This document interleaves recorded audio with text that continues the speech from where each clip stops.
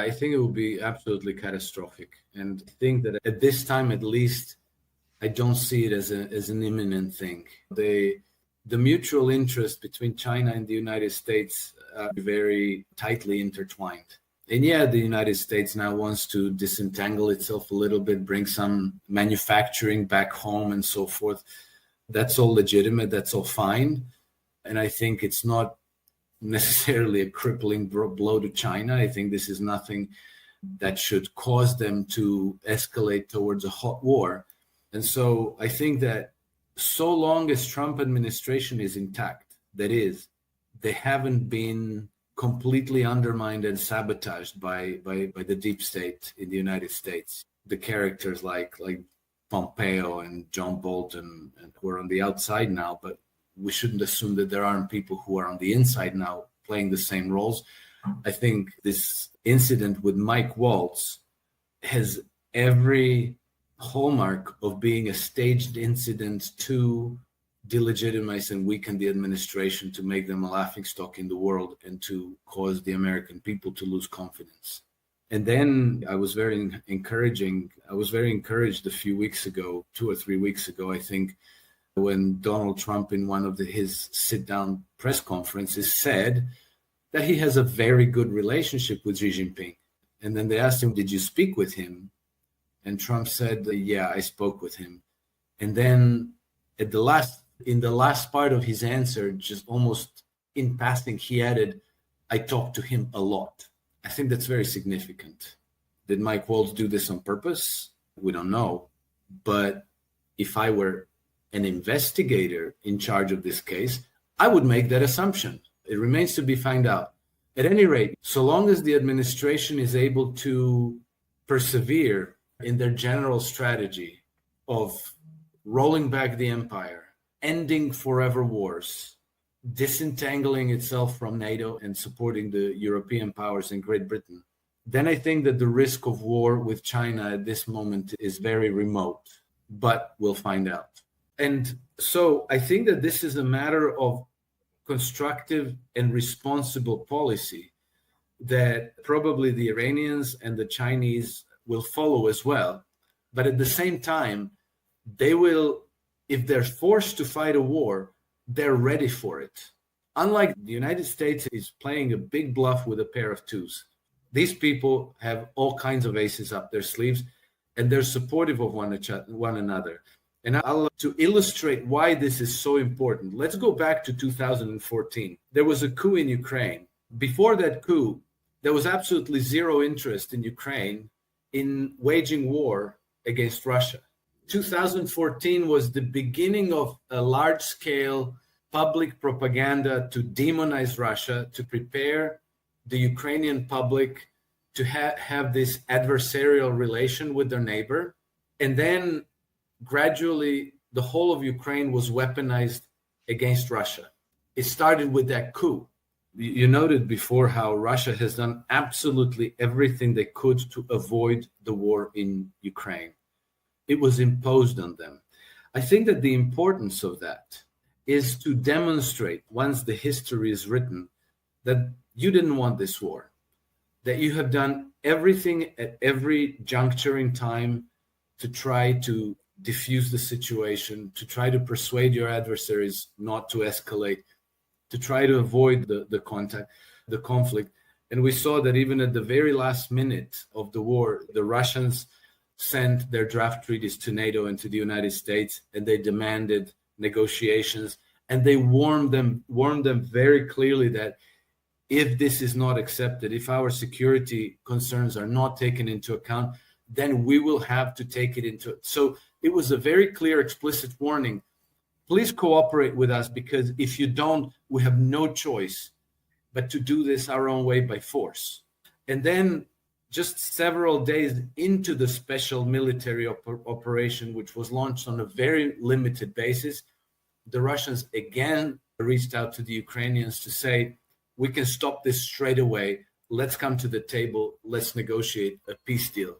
Now, imagine if the Western powers managed to stage the same kind of regime change in Moscow, and then they brought some Arseniy Zelensky, Poroshenko, somebody like that, to the Kremlin.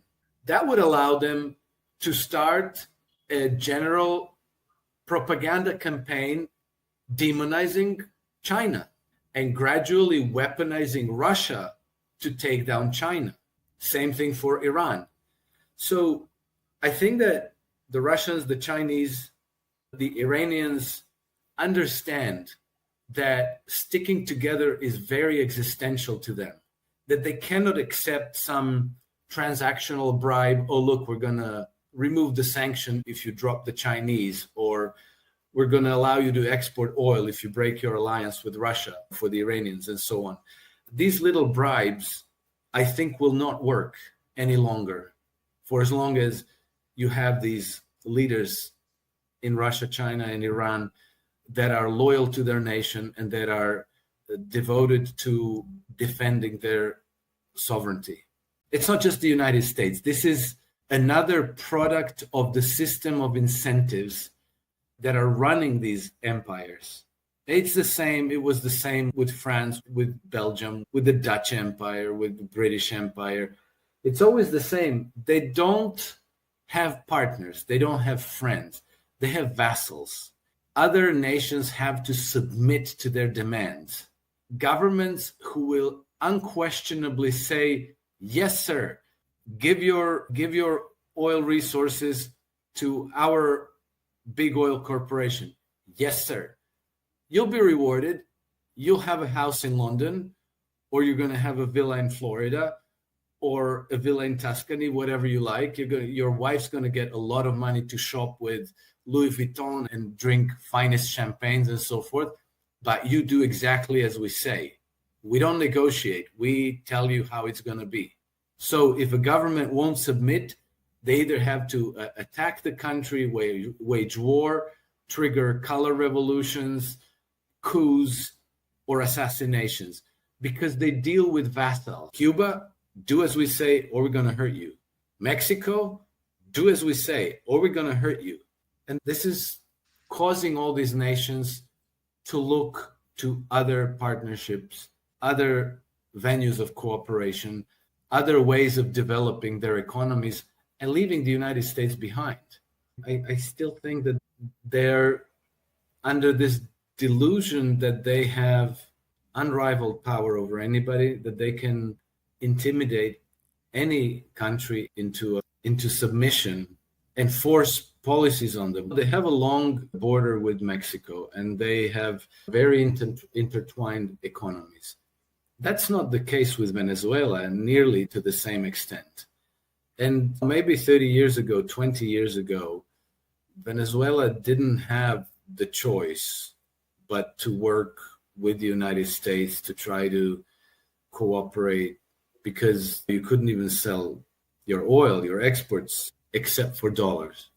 This is still largely the case, but it's no, they don't nearly have as much control as they used to. Now Venezuela can export in Chinese currency, in India currency. So the choices are there, and by applying pressure on countries like Venezuela, they're only forcing them into developing their relationships with other BRICS nations and working on an alternative trade settlement system and looking inward for development. And Venezuela is not anymore in the same kind of crisis that they were during Trump's first administration, where they slapped them with these massive sanctions. Venezuelan economy has partly recovered, and they're still a very resource-rich country.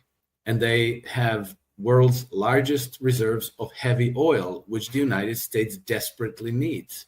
And instead of reaching out and saying, hey, let's talk, let's cooperate. We have stuff for you. You have stuff that we need. We can trade and we can be friends and partners. No, it's always, you do as we say, or we're going to hurt you. And this, I suppose that this kind of conduct, which has been going on for decades in the halls of power in the United States, is a very hard habit to kick. They unlearned the art of diplomacy. They are blind to the fact that other nations have their own interests. They just see them as subject. You do this, you do that. If you don't, all the options are all on the table. You know how they always tell you that all the options are on the table? I've never seen this table that they're talking about, but I'm pretty sure I've never heard of diplomacy being one of the options on that damn table.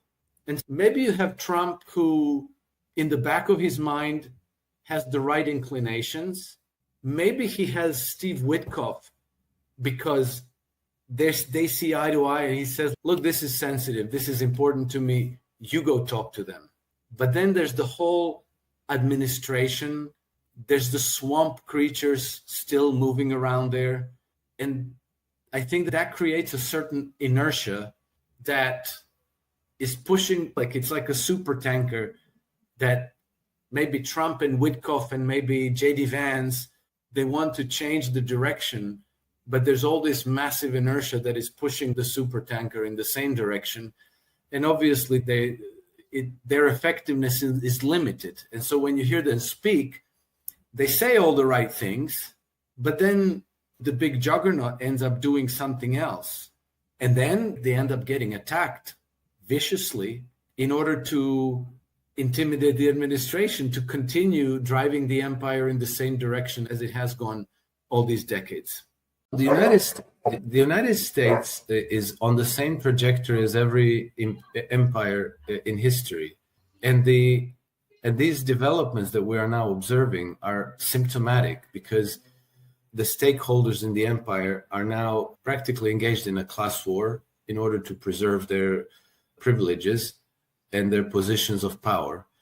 And so you see that they are directing economic development not to where it suits the general economy of the United States, meaning the whole population, but what suits the industries that they control. And so this is the symptomatic of the conduct of the ruling classes in every empire through history. And unless there's a course correction, the devastation can be almost total, as it was in the Western Roman Empire, where for several centuries, the markets were completely destroyed. You could not buy simple things because money went away. The whole society, from a very high civilizational level, came to the level of Copper Age existence and barter-based economy. And so we see that even when it comes to technological innovation, they are managing it in a way that favors always a handful of corporations, where the people who run these corporations themselves have the mindset. I think it was Peter Thiel who said, maybe it wasn't him, but one of these people who said, competition is for losers. So they're driving at monopolies, and monopolies are never good innovators. They push development into what suits them. And eventually in a class war, what suits them is to have pervasive surveillance and control over the population. This is what we see in Europe, which is why Europe is advancing along. Their innovations are in terms of regulation and control. And now they're in this breakneck rush to roll out the digital currency, the central bank digital currency. And this is why the empires ultimately fail, because a small cabal of moneylenders and their servants in the structures of power cannot prevail over the people. What they can do, however, is destroy the economy completely. If we don't correct course, we are on our way along that trajectory as well, including the United States. Fortunately, the democracy in the United States is a lot more robust than it is in Europe. And the Americans have been able to democratically, through institutions, overthrow the Biden regime and install a different one with a different vision, which is obviously clear about the need to change course, but they're being attacked very viciously from all sides. And we see that. And I think that maybe this is what explains the incoherence of their day-to-day policies. So I think that the Russians will find many willing collaborators. That's not a good word, but I don't know what other word to use. And that they will be able to slowly reverse the this process of Nazification that the West has implemented in Ukraine, and then they can turn Ukraine into a buffer zone, into part of the Russian sphere of influence, similar like Belarus today. And in that way, they end up controlling Kiev and Odessa and Nikolaev without firing a bullet. And I would bet my money that this is how they're going to go about it, to try to preserve their own forces and Ukrainian people and cities and economy as much as possible in order to take control of them and reverse the effects of the 2014 Euromaidan coup and turn Ukraine into something that is now a bulwark against the West, providing a buffer to Russia. I think that Russia has a choice of liberating a large part of Ukraine or conquering a large part of Ukraine militarily, or doing the same administratively. If they bring Ukrainian military to capitulation and they impose their own terms of armistice, then they should be able to exactly reverse the Western playbook, bring a new regime to Kiev, which will be realigned with Russia, which will be loyal to Russia. And in that way, they can take over the whole of Ukraine administratively rather than fighting a war. Even if they've broken most of Ukraine's army, you will still lose soldiers. It will still be very costly. And then Russia can do exactly as the West has done. Now they have a government in Kiev that is friendly and loyal to Russia. And then they can implement the same process of thawing out this unfriendly relationship between Russia and Ukraine.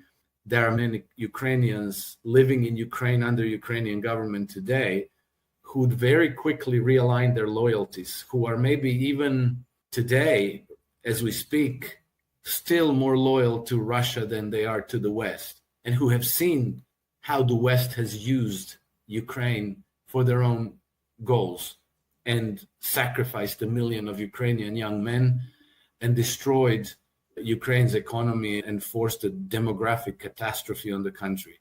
Because Steve Witkoff seems like a serious guy, and he's obviously given the role that he's playing because Donald Trump trusts him. He has a confidential relationship with Trump, and Trump is comfortable to send him around to these most sensitive places to talk to people on his behalf. Israel, Iran, Russia, and so on. But at the same time, the administration seems to be stuck in their ways. As while Witkoff is talking about building trust with Iran, somehow, by some inertia, they're still building up forces against Iran. They're still sending messages, oh, look out, because we're going to hurt you. You better behave yourself or else. And then there's also the element that with the United States, any treaty can be ripped up at any moment in time. So all the negotiations, all the discussions, all the paperwork and signing and all of this it's not a waste of time, but people rightfully don't feel very confident about whatever they sign with the United States. The US worked on this JCPOA agreement, and then Trump just walked out, left not just Iranians, but the European partners, United Nations, everybody was on board with this. And then they just yank their support and walk away. Never mind. That was the other administration. We don't recognize this. So I think that it's forcing nations to have plans B and C and D, to work on bilateral relationships with their neighbors, to speak with the Russians, with the Chinese, and to protect their interests against the empire. So who's to say that after Trump, even if, let's say, Trump administration conducts its business honorably, which there's no reason to believe that either, who's to say that in the next administration, they will not do the same and walk out of whatever deal is negotiated now? I don't think it's a question of learning so much as it is the question of overhauling the whole American economic and political system. The United States has been weaponized by the stakeholders of the Western Empire. And just as an aside, those stakeholders are always clustered around the money lending, around the global banking cartel. They have been weaponized over decades in a way by means of making their military industrial complex and their military the most powerful institutions in the country. And they haven't done it simply by creating General Electric and Lockheed Martin and Raytheon and so on. They have made sure that they placed military contractors and subcontractors and their subcontractors in practically every important political district in the United States, so that a huge percentage of jobs in all those districts and states depend on the military industrial complex, so that their representatives, their Congress people, can always be pressured and blackmailed by saying, if you don't do what we ask of you, we will move these jobs elsewhere. We're going to let these people go. So there's always this Damocles sword over American public officials coming from the very extensive military industrial complex, which has been running the show in terms of conduct of foreign policy for many decades now. Since this goes back to, I think that 1950, 1948, there was this famous NSC, National Security Strategy document, NSC 200, something like this. I forget exactly the number. And this strategy was set out. It was planned to be this way. And so you see, what somebody wrote to me, because I published on my Substack a few criticism of the Donald Trump's conduct of foreign policy. They wrote back to me and they said, I know Trump and his administration very, very well. And the reason why they have to do things the way they're doing it is because their main battle now is against their own deep state. And so in order to be able to fight the deep state and drain the swamp, they have to go along with these certain things. I don't know if this is true, but it does sound plausible and it does make sense. It'll be hard and it'll take a long time to steer this supertanker in the direction of peaceful coexistence with the rest of the world. And when it comes to the conduct of foreign policy, it's almost like a supertanker. It's going to be very difficult for this to change course. What it's going to require is to try to convert the whole economic basis of the United States away from military industries towards peaceful industries. And in order for that to happen, you need to change the way capital credit is allocated in the United States economy. So it's going to take a long time. It's going to take very extensive changes, and it can't happen overnight.